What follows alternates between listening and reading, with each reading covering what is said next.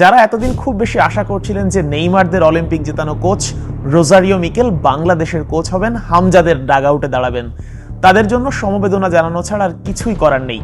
বাফুফের এই গড়িমসি কিংবা আস্তে চলো নীতির কারণে শেষ পর্যন্ত কিন্তু রোজারিও মিকেল বাফুফের যে সময়সীমা ছিল যে রবিবারের মধ্যে কোচের সঙ্গে চুক্তি শেষ করবে বা আলোচনা শেষ করবে, এরপর 15 তারিখের মধ্যে সাইন করবে, এইসব ঝামেলার মধ্যে রোজারিও মিকেল জানি নাই। বাফুফের এই ধীর গতি দেখে তিনি আস্তে করে সরে গেছেন এবং তিনি কিন্তু নতুন একটা ক্লাবে জয়েন করেছেন, এবং সেটা ব্রাজিলের সেকেন্ড টায়ারের একটা ক্লাব। ব্রাজিলের সেকেন্ড টায়ারের একটা ক্লাবে রোজারিও মিকেল জয়েন করেছেন বাংলাদেশের কোচ না হয়ে।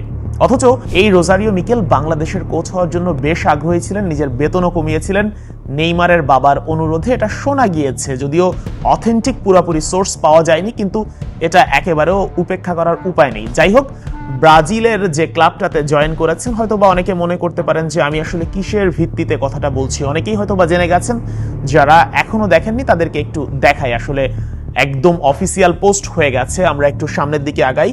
এই যে রোজারিও মিকেলকে যে ক্লাবটা সাইন করিয়েছে, লন্ড্রিনা স্পোর্টস ক্লাব, এই ক্লাবটা রোজারিও মিকেলকে সাইন করেছে এখন থেকে, যখন ভিডিওটা শুট হচ্ছে তার থেকে ঠিক 2 ঘন্টা আগে। এরপর তারা আরো অনেকগুলো ছবি পোস্ট করেছে রোজারিও মিকেলকে।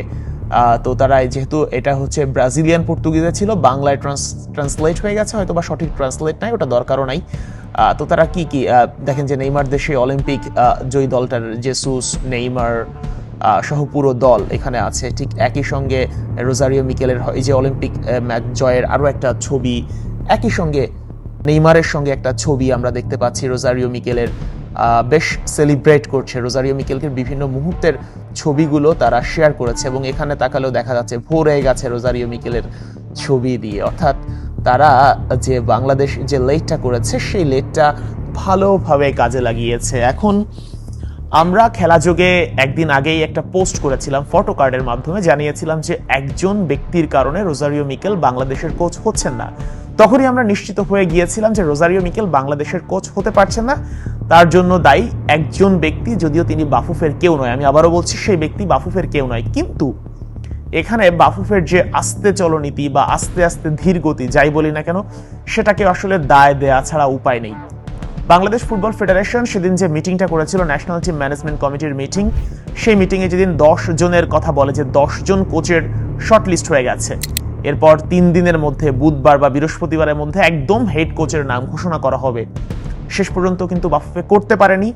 করতে না পেরে আস্তে আস্তে চলতে চলতে শেষ পর্যন্ত রোজারিও মিকেল একদম অফিসিয়ালি এখন বাংলাদেশের কোচ হওয়ার আর কোনো সুযোগ নেই। এই মুহূর্তে তিনি নতুন একটা ক্লাবে জয়েন করেছেন, ব্রাজিলের সেকেন্ড টায়ারের একটা ক্লাব। রোজারিও মিকেল চলে গেছে, এখন ক্রিস কোলম্যানকে আমরা কোচ হিসেবে পাবো কিনা তারও কিন্তু নিশ্চয়তা নেই, যোগাযোগ এখনো শেষ হয়নি। এবং গতকালকে টেকনিক্যাল কমিটির চেয়ারম্যান তিনি বলেছিলেন বাফুফের যে আমরা একদিনে 1জন 2জন বা 3জন কোচের সঙ্গে কথা বলি এবং 40-45 মিনিট করে সময় যায়। এইভাবে আসলে কবে শেষ হবে, আর শেষ পর্যন্ত আস্তে আস্তে করে রোজারিও মিকেলের মতো কোলম্যান কিংবা ভ্যান স্টর্ক সহ সবাই আস্তে আস্তে সরে যাবে কিনা, সেটা আসলে বলার সুযোগ নেই। সময়ের কাজ সময়ে না করলে কি অবস্থা হয় সেটা নিশ্চয়ই আমরা বুঝে গেছি। তো দিন শেষে কথা একটাই, রোজারিও মিকেল যাকে নিয়ে ভক্তরা অনেক স্বপ্ন দেখেছিল, সেই স্বপ্ন শেষ হয়ে গেছে প্রত্যেক ভক্তের অফিসিয়ালি। অর্থাৎ রোজারিও মিকেল বাংলাদেশের হওয়ার আর কোনো সুযোগ থাকলো না, অন্তত এই স্লটে। আর আপনার কি মনে হয়, রোজারিও মিকেল একবার রাগ হয়েই বলি, সে রাগ হয়ে চলে যাওয়ার পর দ্বিতীয়বার আর কোনোদিন আবার অ্যাপ্লাই করবে বাংলাদেশের জন্য? এটা সম্ভব? সেটাও সম্ভব না। অর্থাৎ পার্মানেন্টলি আমরা একজন অলিম্পিক জয়ী কোচকে, ব্রাজিলের কোচ নেইমারের কোচকে আমরা হারিয়ে ফেললাম, অথচ তাকে আমাদের কোচ বানানোর দারুণ সুযোগ ছিল, অসাধারণ সুযোগ তৈরি হয়েছিল, কিন্তু দিন শেষে আমাদের হতাশই হতে হচ্ছে। শেখ আশিক, 71, ঢাকা।